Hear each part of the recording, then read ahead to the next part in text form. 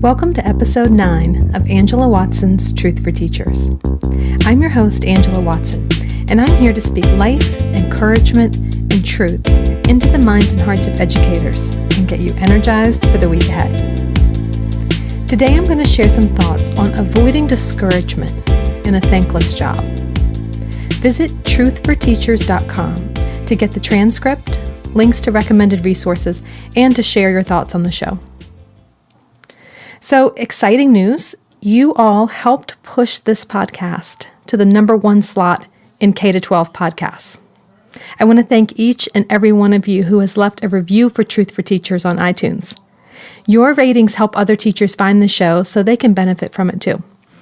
And every time that you've listened or subscribed or downloaded an episode, you made an impact. The ratings change every hour or so it fluctuates quite a bit, but I was just blown away when we reached the #1 spot the first week of the podcast. And we've been back there many times since then. It's amazing. So thank you so much for your support. It's been incredible, and I really appreciate that. I also want to thank this episode's sponsor, Graffiti.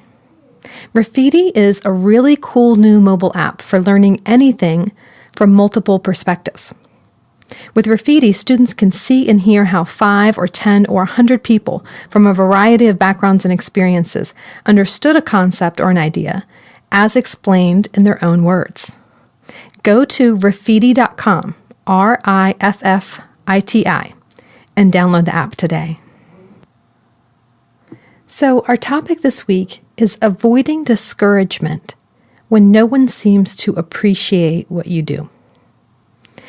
Some of us are going to have a much harder time with this due to our specific teaching positions, and there will be certain years when it's a bigger problem than others.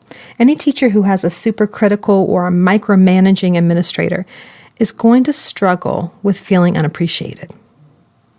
And any teacher who has a parent of a child in their class who is always on their back and critiquing every little thing is also going to be extremely susceptible to discouragement. So between these two scenarios, that's probably 3/4 of the teaching population, right? And it's all really compounded by the fact that teaching is a pretty thankless job by nature, in the same way that parenting is. For every one thing you do that gets noticed and acknowledged, there's going to be hundreds of other tasks that go without recognition. And most of the hard work that you put in is going to be completely behind the scenes, and no one truly understands the time and energy and effort that you put into your lessons because no one else is doing exactly what you do the way that you do it. The more effective you are as a teacher, the more this holds true, because really great teachers make it look effortless. It's kind of like watching an Olympic gymnast. You see all the flips that they're doing on the bar and you think, oh wow, that looks easy. I could totally do that. And that's because of the tremendous amount of talent and training and hard work that gymnasts put into their routines to make it look so effortless. So if you're not constantly telling people how much work you put into getting that good as a teacher or to getting everything done in your classroom that you get done, they may not realize it.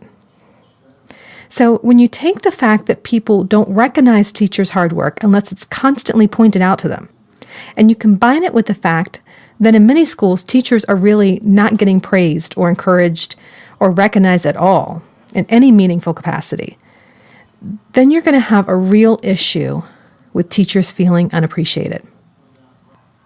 Sometimes we end up either falling into this martyr role where we're always feeling sorry for ourselves and trying to get other people to feel sorry for us too, or we let the lack of appreciation cause us to wonder if all the hard work is really worth it, and we stop trying. And I think we need to get real about those traps that we fall into. This podcast isn't about an ideal teaching situation. It's about reality. Of course, teachers should be appreciated by administrators and parents and students, but we can't control that. We can only control ourselves and our own choices. If your sense of accomplishment, or even worse, your sense of self-worth, is based on receiving recognition from other people, I'm sorry to tell you that teaching is going to feel pretty unrewarding to you. There's going to be many days when you just work your butt off and a parent is still going to accuse you of not helping their child, or your principal is going to nitpick something in an evaluation, or your students are going to be ignoring you and disrespectful.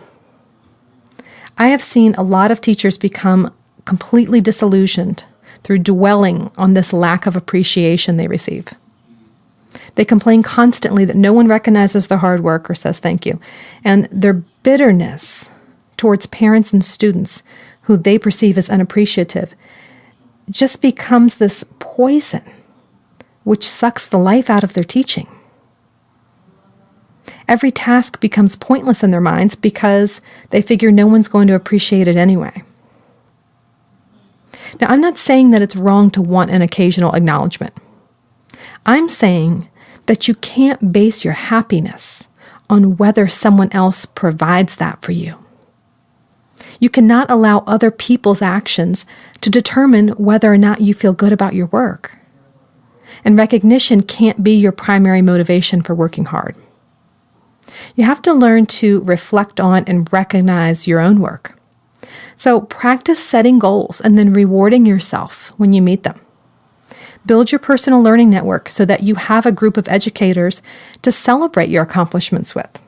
Don't be shy about sharing your successes with your teacher friends and help them celebrate their small wins too. You also have to return to your vision for teaching over and over again.